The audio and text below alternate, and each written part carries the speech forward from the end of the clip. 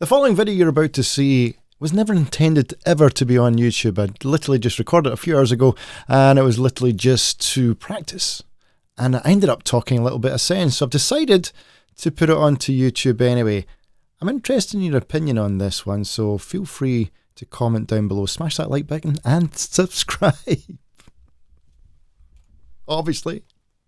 Hello everybody, welcome back to another video. Oh, just a massive cough there. And I don't know if I feel right or not, but welcome back anyway. It's been so long. I wish I could make more videos, but I'm always seems to be under the weather. I don't know if you can still hear it in my voice a little bit, but I've just got over literally not having any voice at all. And I've been so wanting to make videos all the time. And I really, really mean that, because I really do miss it. Even though I know I'm not actually talking to you directly, I feel as if I am. And I miss just chatting and basically being on YouTube. And I've got to be honest, I really love doing it. So, now that we're back, what we're going to be talking about today is, well, what do you think the future of YouTube for us YouTube streamers? A lot of YouTubers are getting strike after strike after strike on legitimate free services like Airy TV, like thing, and they're not even showing anything. They're just basically saying there's this app available on the Play Store, on the Amazon store. Go and check it out. It's great. It'll save you some money, and that's what I'm here to do. And they're getting strikes for it. Illegal strikes. I mean, they're getting them apprehended. I mean, they're getting them rescinded. But my point is that they shouldn't have to do that, and it's stressful. Because if you get a strike, you can't upload for 7 days. So if you're like Upgrade Guy, for example, who does a lot of uploading, he's been getting hit after strike after strike. If you follow him, if you don't follow him, please follow him. I'll put the link in the description. He's a great guy. He's been getting strike after strike after strike, and they've all been unlawful or not warranted. And basically what's been happening, he always has to keep fighting it. And he gets them rescinded, but when he gets a strike, he can't upload. He's uploading 2 videos a day. That's hurting his livelihood. So you got to understand how frustrating that is, and terribly frustrating. So where do you feel as if this is going? Do we think that in 5 years' time, I won't even be allowed to talk about these things the way I'm doing right now? Or do you think that it's hit its peak and it'll probably die down? We'll probably never get to the good old days. And we all know what we're talking about there. I'm not even going to mention it. I don't think we'll ever get back to that because of the likes of Ace and other companies like that are absolutely hell-bent and making sure that YouTubers like myself do not talk about these sort of things. Or not even YouTubers, even if you've got it on a website or anything like that, you'll find that your AdSense is revoked on certain topics. So the world is getting bigger and smaller and bigger all at the same time, if that makes sense. Does that make sense? No, what I mean by that is the world is getting smaller because we can all communicate more, and it's also getting freer and then more restrictive. We're getting actually more and more like the likes of Russia and China, but we're doing it in a more civilized kind of way. We're doing it in a more kind of westernized way, but the censorship still stands. Now, obviously, censorship's a big word. I do actually believe in a certain form of censorship. Now, I know a lot of Americans will be shouting at me right now that there shouldn't be any sort of censorship, and that is communism, but it's not what I mean. Certain censorship should be in place, things that aren't appropriate for kids, things that basically could give you nightmares, and certain other things like racism and prejudice and anti-Semitism and things like that, that should be censored. So there definitely should be some sort of censorship. There should also be, obviously, things that aren't truthful. That should be censored.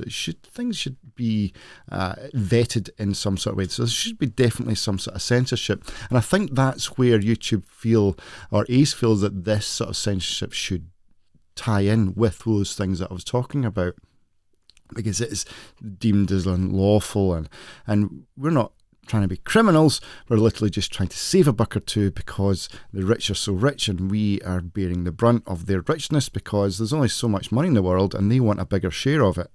So obviously we then have to have a smaller share, and that's what it comes down to. That's all it comes down to. We just want a fair crack of the whip. There has been a development though, and it's just come up through YouTube policies, and it actually states that certain things will now be allowed, which is, I find, really, really remarkable, really, really strange. Those things are, I'm going to put it up on screen. I'm paraphrasing right now because I haven't actually got it in front of me, so hopefully I will correct myself. And of course I did get it wrong. So here I'm going to correct myself. It's this little bit here we've got in our terms and conditions and to do with hacking. Now, it says here at the very bottom here, we've got some penetration testing services that ethical hackers sell to companies to test physical information security and vulnerabilities. That's fair enough. But it's this bit down here. Digital hacks, life hacks, tips and tricks. For example, jailbreaking a phone, game cheats, game mods, VPN services. Now, can that be constricted as being unlocking geo-locked content? Possibly, but VPN services are definitely in there, and they were definitely being targeted before. But things like censorship, things like using a VPN, hacking, game mods, and I find that extremely surprising. Nice surprise. Excuse me, my voice is still going. Nice surprise, but still surprising. It kind of goes against the grain of what they've been trying to do for the last year or so. So what do you think of that? Is that good? That must be a good thing, because the things that we can talk about is like bypassing geolocked content that we normally couldn't do before, that we've been striked on. Now, according to this, we can make videos like that, unlocking geolocked content like Netflix, for example. Netflix in Brazil or Netflix in Japan or something like that. That'll deemed okay on the YouTube platform, which before used to get striked left, right and centre. It's strange. I reckon we'll still get striked, but then we'll have to fight it. And the problem with that is, once you fight it, once a video gets striked, that it bombs, it dives, it goes nowhere. Even if it gets reinstated, it'll never ever go back to where it was before.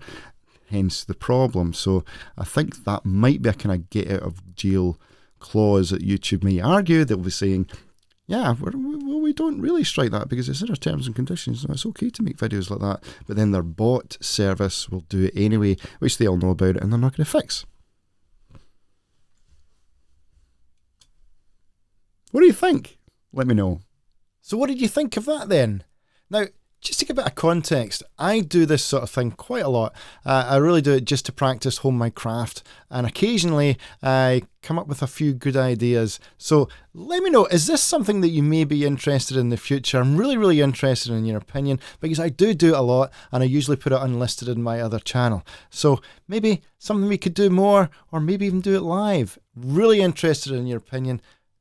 Put them down in the comments. Love to hear from you. Thanks again for all your support, and I will see you in the next video. Appreciate it. I'm going to go now and watch the football.